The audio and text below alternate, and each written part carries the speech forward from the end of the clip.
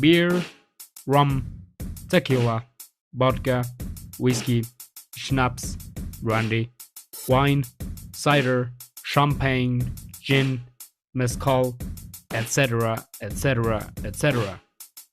They do the exact same thing to your body. Activate your alcohol dehydrogenase. Alcohol dehydrogenase is an enzyme present in your body, most commonly in your liver, and its work is to basically transform alcohols into their respective aldehydes or ketones. For example, ethanol into acetaldehyde or isopropyl alcohol into acetone.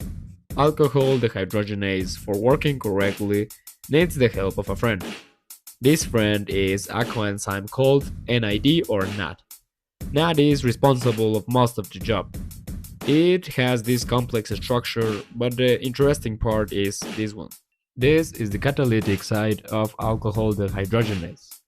It's where the fun begins. First, alcohol attacks the zinc methyl present in the catalytic site, forming the ethanol-zinc complex and an acidic proton.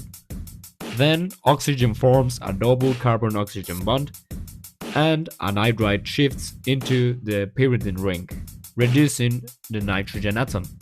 This way, ethanol oxidizes into acetaldehyde and NAD+ reduces into NADH.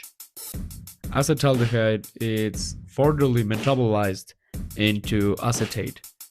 But the problem here is that we have a finite amount of NAD+. So once this quantity is exceeded, acetaldehyde starts building up and causes a lot of damage and basically the symptoms of hangover. But well, this is not a biochemistry class, thanks God. This is an organic chemistry experiment, so let's discuss the synthetic methods to get acetaldehyde. The first option is the hydration of acetylene, which yields vinyl alcohol and then it automerizes into acetaldehyde. Other option is the oxidation of ethylene gas using palladium or copper catalysts.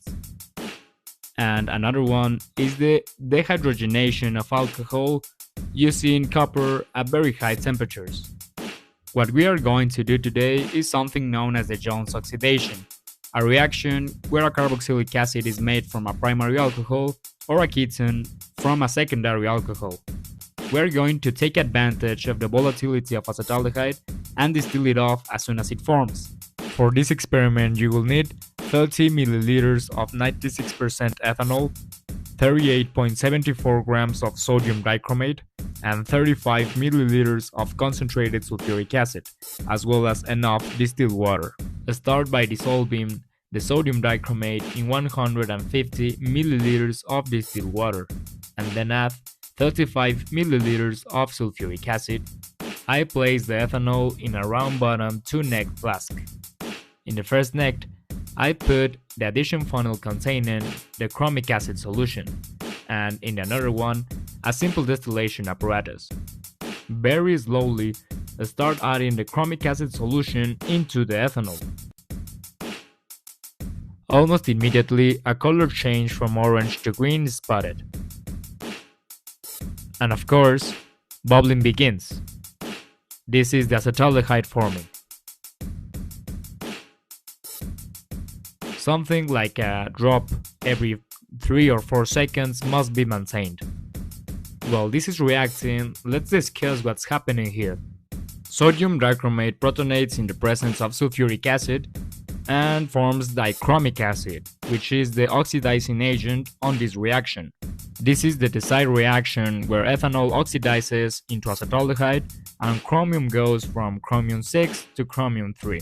But this equation is not balanced.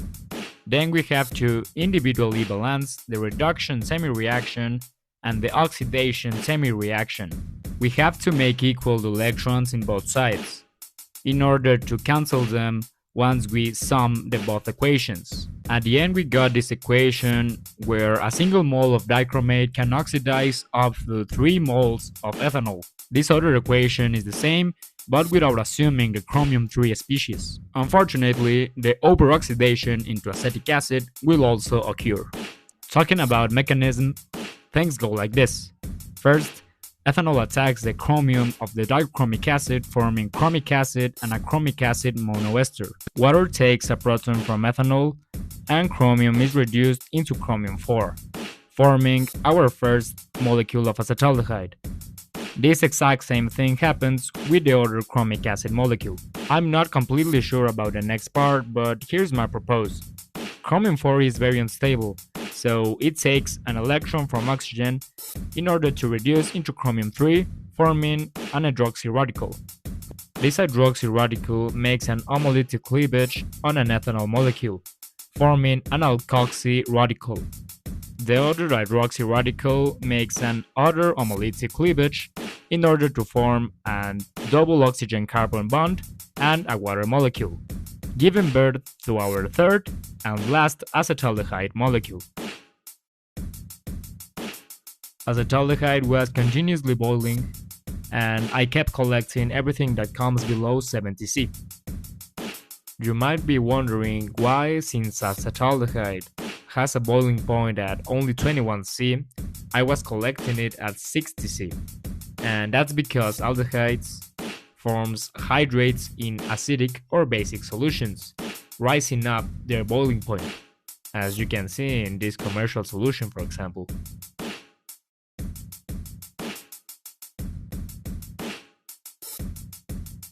As the reaction proceeded, I was collecting more and more distillate, but of course, this distillate is not 100% acetaldehyde. It also contains ethanol and water.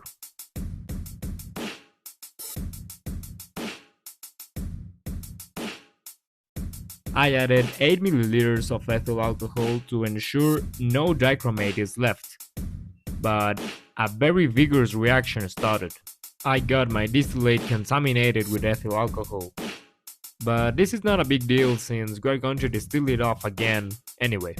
Here we have our distillate containing mostly acetaldehyde, but also alcohol and water. I weighted up a bottle and started distillating the crude acetaldehyde.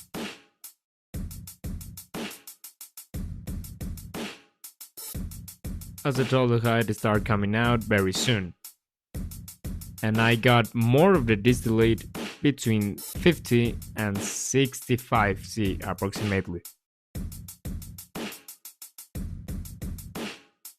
This is due to the hydrate I mentioned earlier.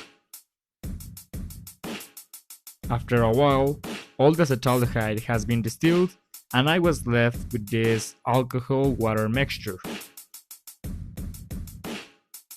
I weighed the bottle containing the acetaldehyde, and I got 14.52 grams, which corresponds to an outstanding yield of 84%. Not bad considering there is a parasitic reaction. This yield is based on the limiting reactant, which is sodium dichromate. I tested the pH of the water remaining, and of course it is acidic. This favors the formation of the hydrate.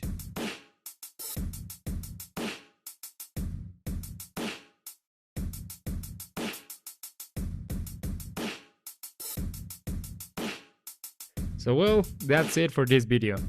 Thank you for watching and see you later.